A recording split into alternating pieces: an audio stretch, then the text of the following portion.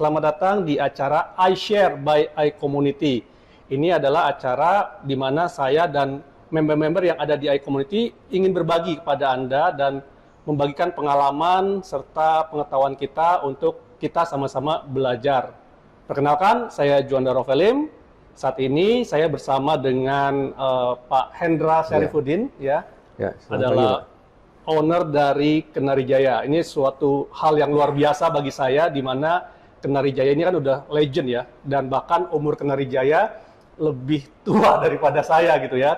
Sudah 50 tahun ya Pak Hendra ya? Enggak, sekarang ini 56 tahun. Oh, 56 tahun. Februari besok 57. Wow, udah 57 tahun ya. 20. Saya aja baru 38 teman-teman ya. Ya. Dan hari ini kita pengen berbagi Pak, saya pengen dengar pengalaman-pengalaman dari Pak Hendra dalam hal mengembangkan Kenari Jaya. Oke. Dan karena kita adalah sebuah komunitas Pak, mungkin kita akan bahas dari sisi bagaimana sih pentingnya komunitas dalam mengembangkan bisnis Pak. Mungkin Pak Hendra punya pandangan dan pengalaman Pak. Oh iya, iya. Komunitas itu sangat penting ya. Dari pengalaman saya pribadi, sejak saya bangun awal dari Kenari Jaya, dari Pasar Kenari, kios 2,5 kali 2,5, itu bisa Kenari Jaya ada hari ini karena yang utamanya adalah komunitas. Komunitas, oke. Komunitas. Jadi ya kalau saya sebut dulu bukan komunitas, bahasanya yaitu pertemanan lah. Pertemanan. Bahasa dulu lah. Kalau sekarang kerennya networking lah, komunitas lah. Iya, iya. Ya seperti itulah. Ini sangat penting. Karena apa? Karena dengan kita berhubungan dengan satu orang, itu bisa lagi kontak ke lain orang dan selanjutnya. Oke, jadi Ya. sambung menyambung gitu Pak ya? Nyambung, betul. Oke. Jadi misalkan saya kontak dulu kan dari kios saya. Ya, saya belanja dengan seseorang di toko Panglima Polim. Ya, Panglima Polim, pertama saya bayar cash karena kita nggak punya uang. Terus karena hubungannya baik. Oke. Nah, ini belakangan si anak dari adik dari toko pemilik tersebut mengatakan, memanggil nama kecil saya, Chen, kok lu, nama kecil saya ini, saya Chen gitu, Chen, kok lu barengan dikit-dikit dulu, satu hari bolak-balik 3-4 kali. Ya itu waktu kebetulan jalanan nggak seramai sekarang lah Pak, masih naik Vespa Kongo lagi, kayaknya bunyinya. Ya saya bilang saya nggak punya duit. Ya terus ya udah ambil aja sebulan gua kasih utang. Nanti uang yang ini lu puterin aja beli barang lain lagi gitu. Nah dengan uang yang ada ini dari satu persatu, ini saya membeli barang ke toko ini, ke toko lain lagi maksudnya ya. Terus toko lain, lu ambil barang sama siapa? Ya sama toko ini, toko guna bangunan gitu ya. Akhirnya dia tanyakan ke toko guna, ini gimana si Kenari Jaya? Oke, lu kasih aja barang. Wow. Selama ini juga bagus kok. Kalau dia nggak bayar, saya yang bayar. Wih, luar Ya, biasa tuh Pak. itu kan sebenarnya jaminan aja. Betul. Dalam prakteknya juga mungkin dia nggak bayar. Tapi itu satu jaminan. Ini terjadi juga di luar negeri.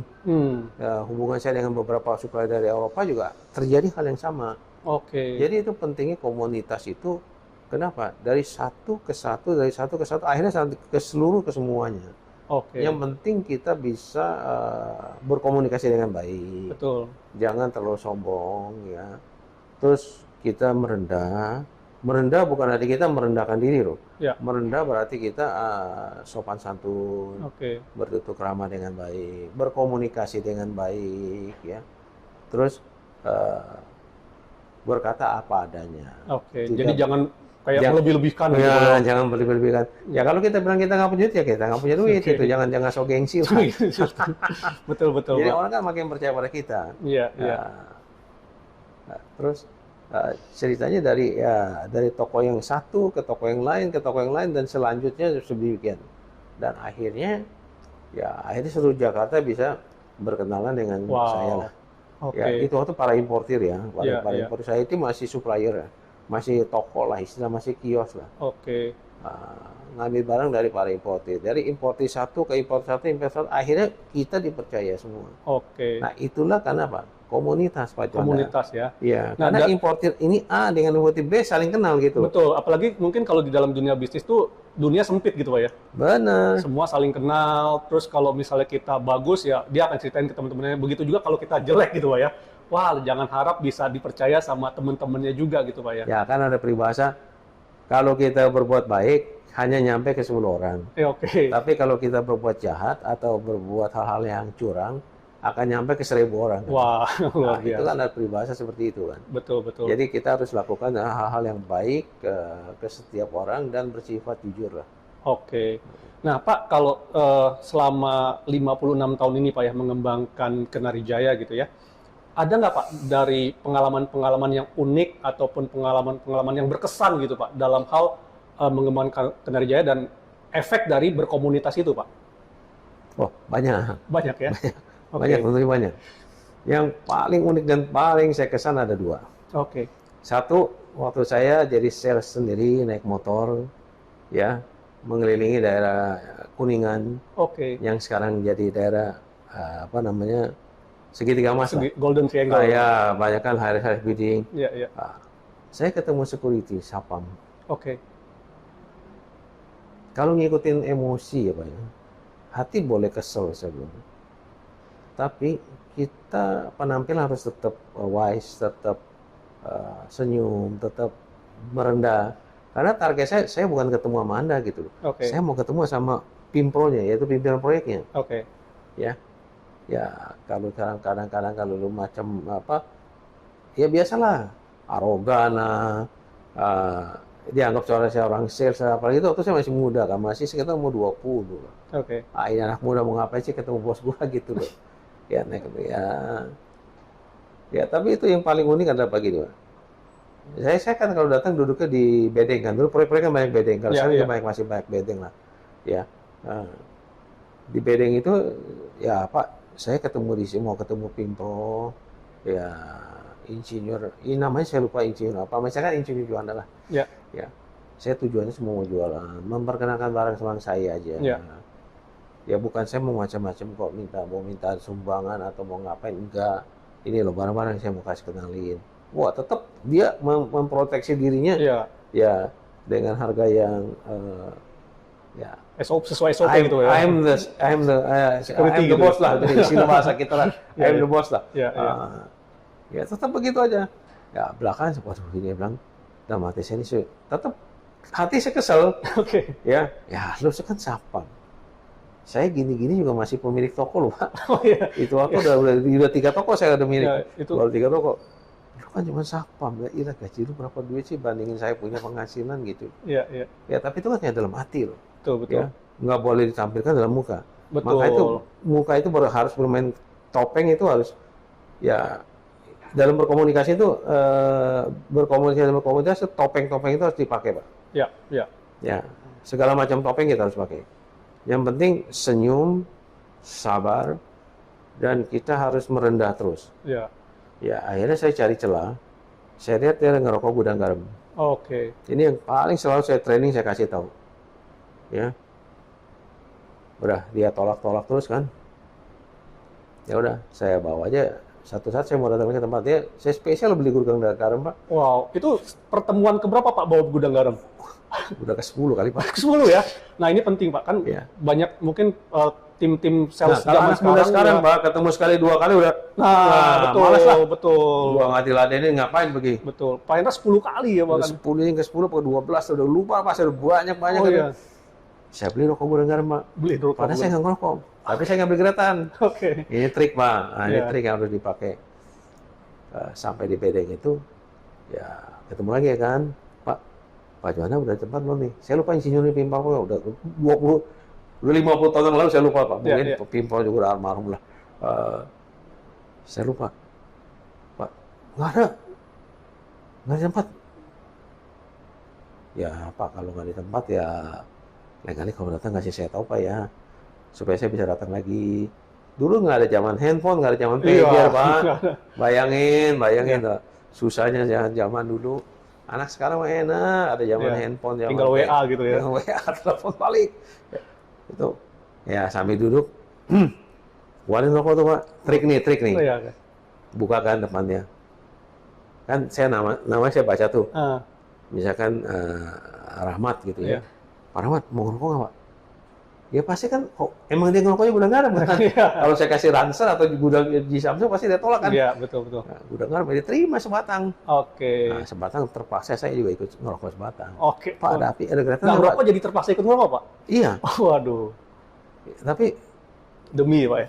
korek apinya minta sama dia, Pak. Oke. Ada korek api nggak? Saya nggak bawa korek api, Pak. Padahal saya emang nggak ngerokok. Dan itu emang trik saya untuk berkomunikasi dengan dia. Oke, jadi menyamakan gitu, Pak ya? Iya, Menyamakan posisi gitu ya? supaya kita menyesuaikan diri masuk ke dalam kebiasaan dia. Oke. Jangan kita berasa bertentangan dengan dia. Gitu. Oke. Kita bertentangan dengan dia, makin ditekan kita, Oke. makin ditutup pintu kita. Oke. Itulah trik saya.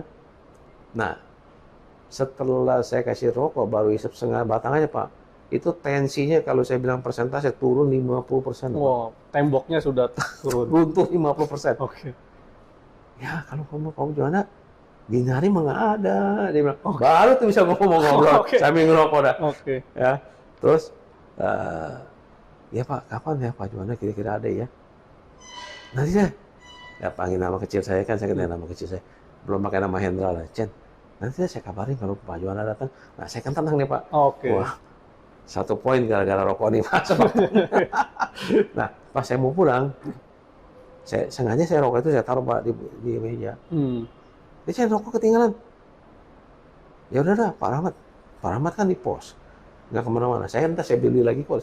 Iya. Ya, padahal saya nggak beli juga, emang saya nggak ngerokok sih. Ya. Betul. Tahu nggak Pak, apa yang terjadi? Baru saya sampai itu kantor saya di Pinang Sia, ini Kebon Jeruk belum ada. Baru saya nempel duduk di meja saya, di bangku saya Pak. Dia telepon Pak. Nelpon, Pak ya? Justru dia nelpon, Pak ya? Dia telepon. Oh, zaman itu niat banget tuh kalau nelpon, Pak ya? Iya. Baru saya adukan dari Kuningan ke Pinang Sia capek Pak. Tapi nggak capek sekarang, kalau sekarang kan lebih parah lagi lah. Tambah macet Lagi lah. Capek juga Pak, naik Vespa Kongo lagi yang duduk. Waduh. Baru saya ngaso, baru minum air segelas lah. Baru duduk, belum juga buka map apa. Yang saya lu sampai mana? Udah sampai kantor Pak. Nih, Pak Juwanto baru datang nih. Lu mau ketemu nggak? Oh iya Pak, segera saya meluncurkan lagi proyek. Waduh. Balik lagi saya ke Kuningan. Luar biasa. Nah, balik ke Kuningan itu sampai ketemu itu security. Nah, security yang kasih nganterin ketemuin receptionnya. Nah, ini udah berapa kali datang, bla bla bla bla, dia jelasin. Malah dia yang bukain jalan ya? Dia bukan jalan, mau ketemu Pak Juwana. Nah, Pak Juwana lagi ada waktu nggak? Kamu aturin dah. Kan bukan bagi dia lagi. Iya. Nah, kebetulan Pak Juwana lagi Free lah ya? Free. Ya. Terus reception jelasin, Pak, ini menurut Pak Rahmat, Pak si Acen ini udah beberapa kali datang nggak ketemu Bapak nih. Ya. Oh iya, yuk masuk yuk.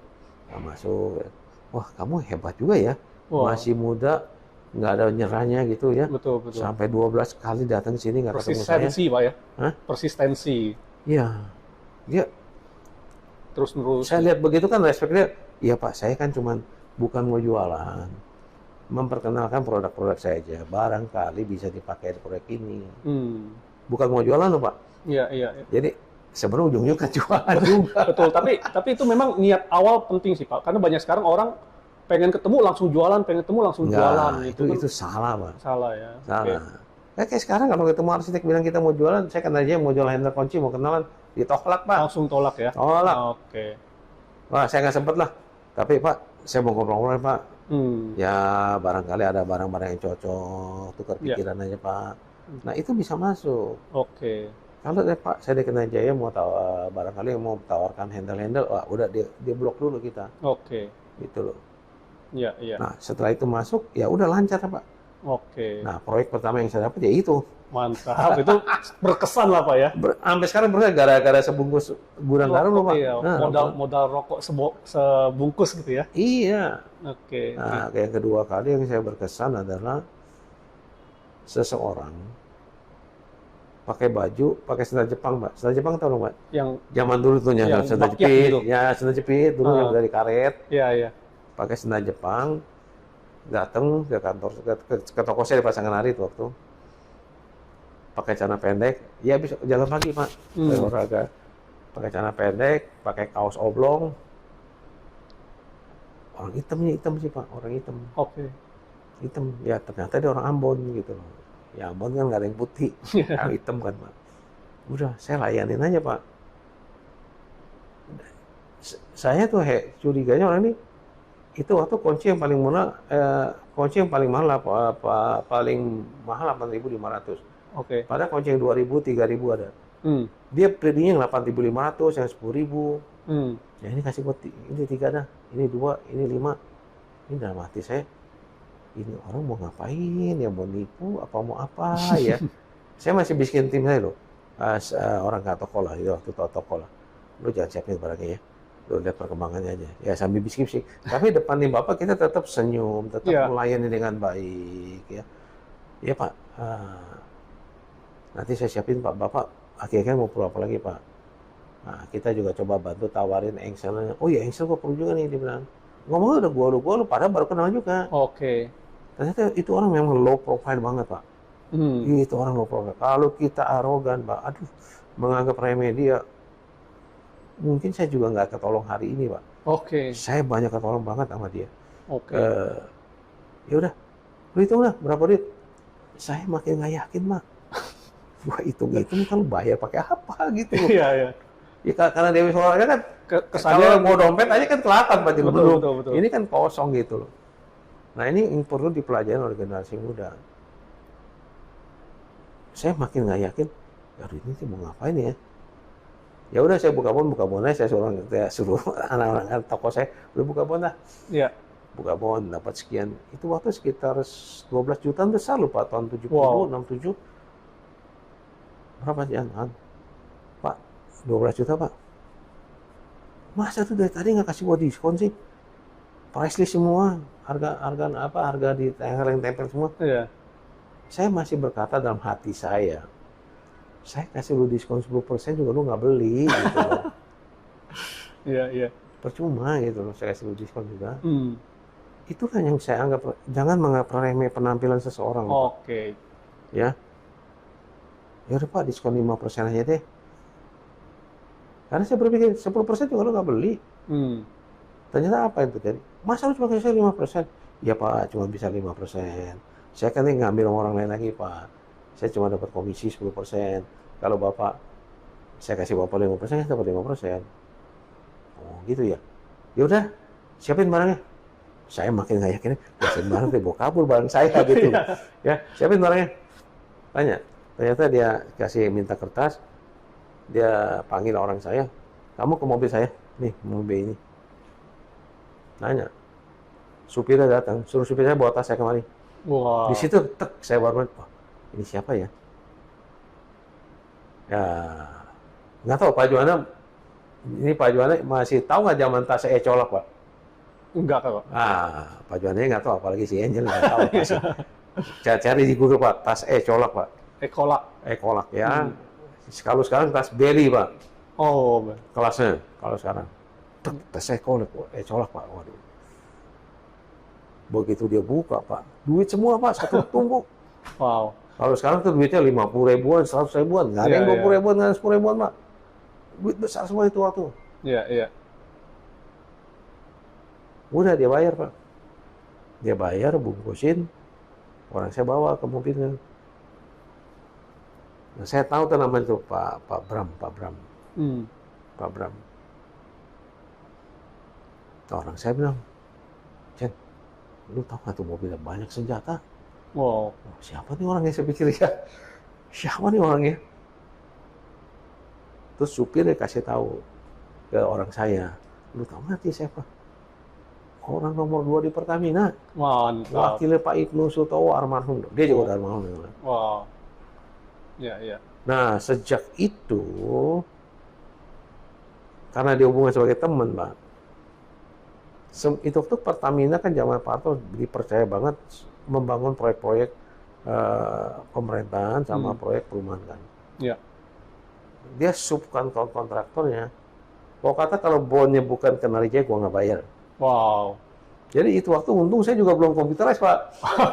Lu mau beli apa saya? Ya, Palu gak ada dah. Iya, iya. Lu mau beli apa saya ada dah. Ya. Akhirnya kontraktor, lu beli itu Chen. Kok bukan bondnya lu nggak dibayar nih. Ya udah saya beliin, Pak. Saya dapat komisi lumayan lah. Saya beli shockbot, jadi kanal importnya shockbot, beli apa? Sealing yang di apa namanya? Filling di atas, Ya. aluminium apa? Macam-macam barang Pak saya beli. Ya. Akhirnya jadi saya banyak kenal-kenal toko juga tuh Pak, gara-gara dia juga. Iya, iya. Dan untungnya saya sama kontraktor dibayar kontan. Wow. Dia selalu monitor, Chen, kontraktorku pada nakal nggak? Enggak Pak, bayar kontan. Ya udah, gua bayar kontan, lu bayar kontan, gua bayarnya beres.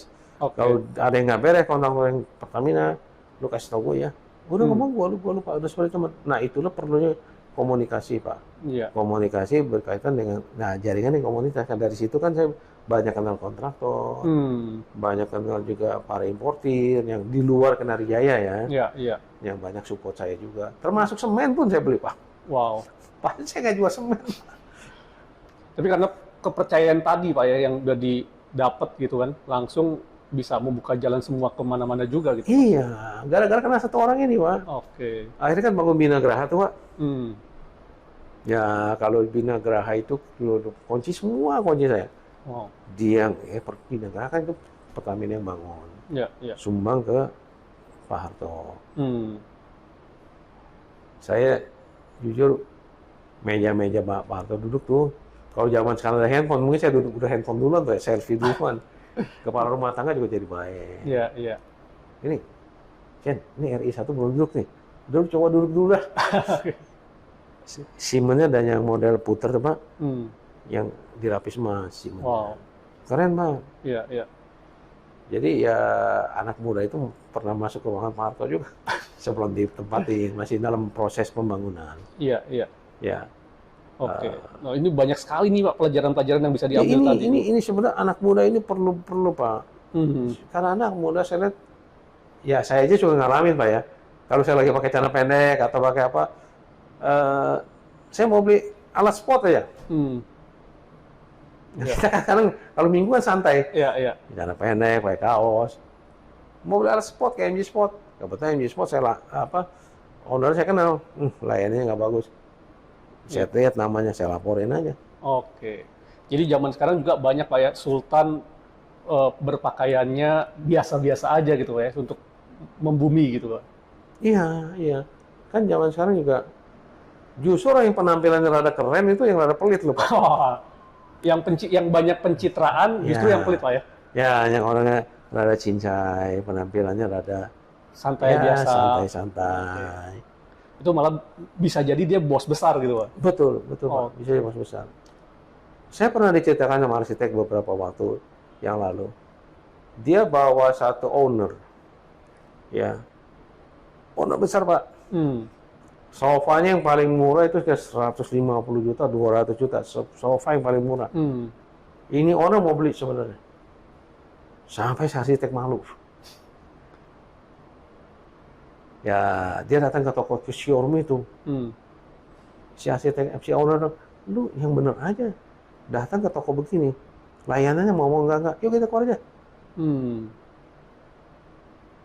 Padahal si owner ini, saya tahu, si owner kelasnya dia barang dia. Dapurnya yang bisa 500 juta, 1 M barang dapurnya Pak. Iya, iya. Kesempatan kehilangan omset tuh gara-gara SPG-nya layanannya modelnya arsitek, ya kalau arsitek kan kadang-kadang modelnya santai Pak. Iya, iya. Ya kebetulan Sabtu atau Minggu dia bawa. Ya arsitek kan modelnya kan kayak seniman juga kan. Iya, iya. Ketemu owner juga santai lagi, habis olahraga terusan diajak jalan. Iya. Nah SPG layanin, barang gua mahal-mahal lu mana sanggup beli sih. Oke. Nah itu salah. Oke. Nah Pak, kalau bisa dirangkum Pak dalam beberapa poin Pak, gimana sih Pak caranya untuk ya tadi bernetworking atau berkomunitas atau berkomunikasi yang baik dalam membangun hubungan dan bisa meningkatkan kepercayaan itu Pak?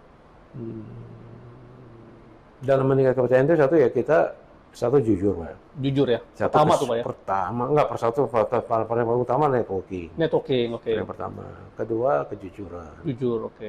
Ya, ketiga harus kita berani kerja keras. Kerja keras Pak ya. Ya, Oke. ketiga. Keempat, kita punya inovasi dan kreatif. Inovasi dan kreativitas. Kreatif, ya. Ya, kelima, kita harus punya komitmen. Komitmen, oke. Ya. Nah, keenam itu uang itu akan datang, Pak. Dengan 5 poin ini uang itu akan datang. Oh, dengan 5 poin ini Uang itu akan datang. masuk Berarti ke pertama tempat adalah kita harus punya jaringan ataupun networking ya, yang luas. networking lah bahasa keren sekarang Ya, lah. networking yang luas. Yang kedua juga ya kita juga tetap harus jujur. Jujur. Jujur betul. kan penting banget nih Kalau kejujuran. kita nggak punya duit, ya bilang nggak punya duit. Yes. Kalau kita mau utang sebulan, kita mau utang sebulan. Dan kalau pas utang misalkan sebulan atau 3 bulan jatuh temponya nggak bisa bayar, kita harus maju, Pak. Jangan menghilang. Oke, jujur pokoknya. Berani. Oke. Nah, Pak Jona, saya utang lu jatuh tempo tanggal 10 Januari nih. Perkiraan saya nggak bisa bayar, Pak. Bisa nggak kasih waktu lagi untuk mundur? Oke. Ya, tanggal berapa ya? Nah? Ya, Pak, akhir Januari deh ya. Oke, akhir Januari ya, bayar ya. Nah, akhir Januari itu, Pak, dengan segala cara harus bayar, Pak. Harus pegang omongan gitu Pak. Ya, Oke. komitmen tuh, Pak, saya bilang. Oke. Yang ketiga kerja keras gitu Pak. Kerja keras, Oke. Yang keempat inovasi dan kreatif. inovasi ya. Jadi harus berkembang terus gitu ya. Berkembang, jangan nyerah gitu. Oke. Dan yang kelima tadi Pak? Yang kelima, uang. Uang akan datang juga ya. Ya, uang. Oke. Kelima, komitmen. Komitmen ya. Oke, Dengan komitmen uang akan datang semua. Iya. Oke. Keenam baru ke uang. Ketujuh baru mengatur keuangan itu sendiri. Oke, setelah ada uang baru bisa diatur keuangan Iya. Pak ya. Nggak, maksudnya nggak ngatur uang itu, Pak. Ini uang yang ada di tangan kita, bukan uang kita. Oke. Uang kita kan tuh cuma selisih keuntungannya doang, Pak. Ya. Entah 5%, entah 10%, entah 15%. Mhm. Selebihnya kan uang para importir, uang para relasi kita kan, yang harus kita bayar pada saat jatuh tempo. Ya. Nah, jangan disalahgunakan uang itu untuk investasi beli properti, Oh, dipakai beli gitu. mobil. Iya, Nah, iya. ya kalau zaman sekarang beli gadget lah, beli gadget yang asal udah bisa pakai udah cukup Iya, lah, iya. nggak usah ganti-ganti, ya. Tapi ya karena gini, kenapa saya bilang begitu? Satu saat begitu 1 bulan akan datang atau 3 bulan kemudian, kan jatuh temponya harus bayar. Ya. Nah, duit itu kita belikan mobil gitu misalnya, atau belikan properti. Nah, bayarnya pakai apa? Ya, ya, ya.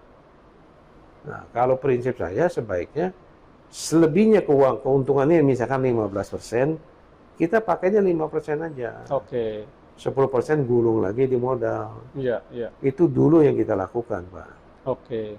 Makanya sekarang jadi bisa besar seperti ini karena kita lakukan seperti itu. Oke. Ya, saya dan adik saya dan beberapa saudara saya melakukan seperti itu. Oke. Oke. Nah, Pak, mungkin ada tips nggak nih buat anak-anak muda ya kan yang pengen bernetworking gitu ya. Kira-kira di mana sih untuk bisa bernetworking yang berkualitas seperti itu, Pak? Tempat-tempatnya biasa kalau Pak Hendra sukanya di mana sih untuk bernetworking gitu, Pak? Ya, bernetworking yang berkualitas sih pasti kita harus sesuaikan dengan bisnis kita ya. Kita kayak saya bahan bangunan. Ya, saya bernetworking dengan para pengusaha bahan bangunan. Jangan kuli bangunan. Oke. Ya, para pengusaha bangunan, para importir bangunan. Ya, tapi yang berkaitan dengan bisnis kita. Ya. Tapi networking itu bukan hanya sekedar bisnis kita aja, tapi juga harus networking dengan pihak perbankan. Perbankan ya. Perbankan. Bernetworking dengan sosialisasi dengan di luar jenis usaha kita. Oke. Ya, seperti di faktor keagamaan, kita harus aktif juga. Ya, sosial mungkin, Pak. Sosial lah di keagamaan. Ya, kita menghormati semua agamanya. Ya, orang yang beragama di luar agama kita juga tetap kita bersosialisasi. Gitu loh. Ya, ya. Jadi agama apapun mereka, sepanjang kita bisa jadi berteman, ya kita berteman lah. Oke. Jadi makin banyak teman, nggak ada ruginya kok. Oke. Ya, kecuali kalau orang-orang itu yang merasa orang ekstrim yang nggak perlu kita deketin. Iya. Ya, merasa wah agamanya paling benar gitu ya, nggak usah kita deketin. malah kita jadi konflik nanti. Buat apa kita cari musuh? Ya, ya. Ya kalau kita berasa sejalan, ya istilahnya kalau zamannya kalau kita pinjam kata bahasanya Pak Gus Dur almarhum, agamamu agamaku, agamaku adalah agamaku, ya itu kita boleh bergaul Pak. Oke. Dengan siapapun kita bisa bergaul. Jadi perbesar jaringan ini, makin besar jaringan ini makin baik. Oke. Oke, dan mungkin terakhir Pak, ya untuk penutup acara sesi iShare kita pada hari ini Pak. Mungkin ada pesan-pesan yang pengen Pak Hendra sampaikan kepada anak-anak muda nih Pak, yang zaman sekarang nih Pak, untuk bisa mereka semakin sukses, mereka semakin bisa memperluas jaringannya. Karena mungkin kan kendala mereka adalah, aduh, masih muda, masih baru, gimana dipercaya orang dan segala macam. Nah mungkin pesan-pesan dari Pak Hendra, waktu Pak Hendra kan juga mulai kan dari muda ya Pak ya, seperti Wah, dari umur 15 saya udah mulai dari umur kerja. 15 malah ya. Nah seperti itu, mungkin pesan-pesan Pak buat Ya, buat SMP 3 nggak tamat. Oke, Ya paling gini Pak, jangan sesuatu menganggap sesuatu mau instan. oke, Nggak ada sesuatu yang instan. Kita harus berani kerja keras. Kalau kita gagal kerja keras kita coba lagi. oke, Ya. Jangan melihat seseorang sukses hari ini. Kalau kita pelajari kesuksesan seorang itu pasti banyak kegagalannya Pak. oke, Nah, jadi wah si A sukses, saya mau sukses seperti dia. Ya boleh punya mimpi seperti itu, boleh mimpi di siang hari boleh. Tapi begitu gagal jangan patah semangat. oke. Terus coba lagi sampai kita seperti orang yang kita idolakan, gitu loh. Ya, nggak ada yang instan Pak ya. Nggak ada instan. Ada kalau ada instan ada Pak, mie instan ada. Iya, iya, iya. Ya sesuatu nggak ada yang instan. Nah, memang nggak tahu dengan perkembangan teknologi sekarang ini, anak-anak muda itu kebiasaan dengan yang maunya instan, maunya cepat ya. Ya cobalah kita lihat bermain apa ya, dagang yang gampang lah, nggak usah capek, dari rumah juga bisa dagang. Iya, gitu iya, kan. iya. Ya Nggak mau keluar rumah gitu nggak Pak mau ya. keluar rumah, kalau keluar rumah pun paling di cafe shop Iya, gitu iya, ya, iya. ngobrol, pakai internet, pakai WhatsApp. Iya, Ada yang berhasil, bukan nggak ada yang berhasil Pak, iya, ya, tapi berapa banyak. betul. Nah itu yang perlu dipelajari Pak, Oke, untuk anak-anak muda sekarang ya. Prinsipnya kalau kita mau kerja keras, kita mau berhasil, kita harus kerja keras, oke, ya. Dan kalau kita gagal jangan patah semangat, coba lagi dan coba lagi. oke, Nggak ada kata menyerah lah Pak. Kalau untuk mencapai kesuksesan nggak ada kata menyerah. oke. Jadi jangan melihat orang sukses itu enak Pak. Orang sukses itu mungkin kegagalannya ada 1000 kali. Kalau kita lihat hari ini ya.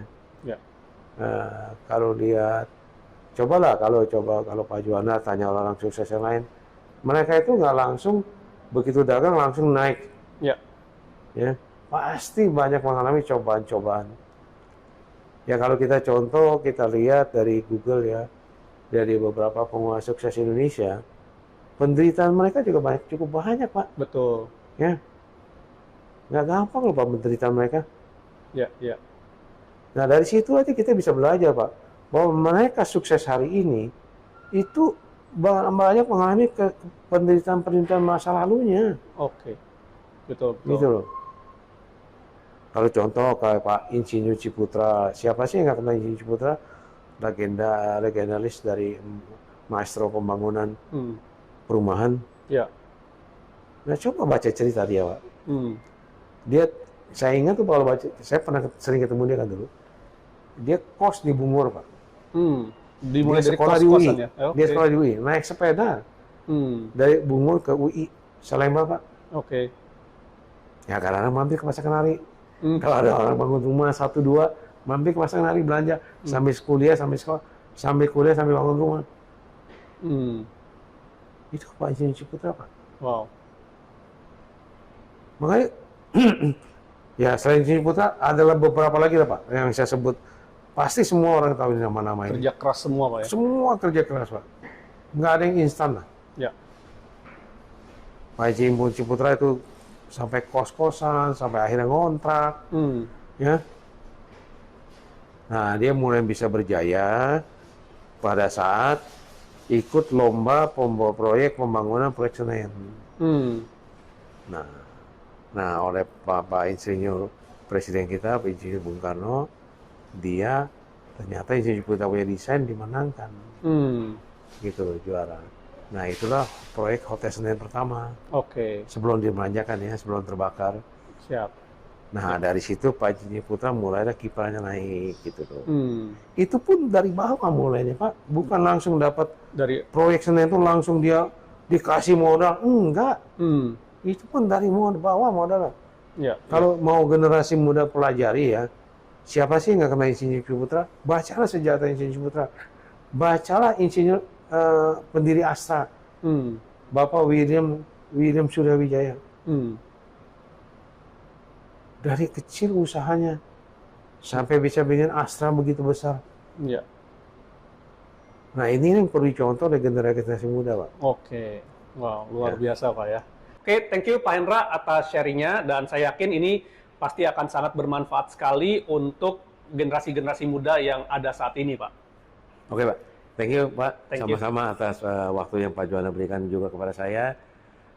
Semoga sharing saya ini bermanfaat terutama untuk generasi-generasi muda. Ya, kita berharap semua generasi usaha bisa bangkit lah. Oke. Ya, untuk jadi pengusaha-pengusaha yang tangguh gitu. Oke. Ya. Oke, siap. Ya. Oke, demikian teman-teman sharing dari kita ya di iShare by iCommunity. iCommunity adalah sebuah komunitas pebisnis dan profesional yang saling berbagi relasi untuk memperbesar rezeki. Dan saat ini kita juga bukan cuma sekedar berbagi relasi, tetapi juga berbagi pengetahuan dan pengalaman kita. Sampai jumpa di video-video kita selanjutnya. Bye-bye.